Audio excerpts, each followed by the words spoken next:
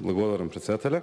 Почитувани колеги пратеници, овој амандман со кој што бараме да се обезбедат средства во висина од 1.200 милиони денари за пречистителна станица во Велес, практично е исто така ветување и од страна на СДСМ и од страна на ВМРО-ДПМН за последните локални избори, кои што пак ќе кажам до утре еве една година од владењето на СДСМ на локална власт.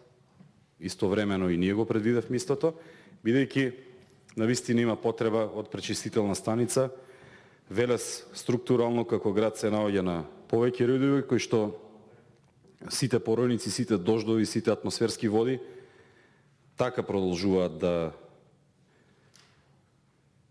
да се сливаат во Вардар, понатаму да не бидат искористени. Исто така и поради, пак ќе кажам, глобалното затоплување, водата е неискористена, а сметаме дека може да се направи на пречистителна станица, понатаму да се пренамени водата онаму каде што е најпотребно.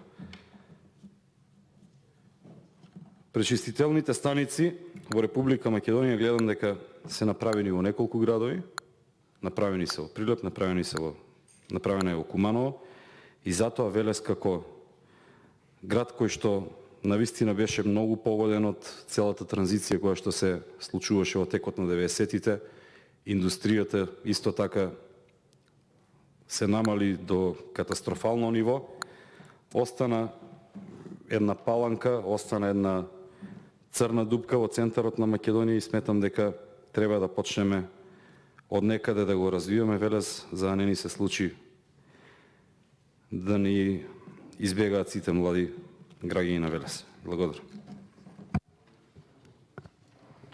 Доколку никој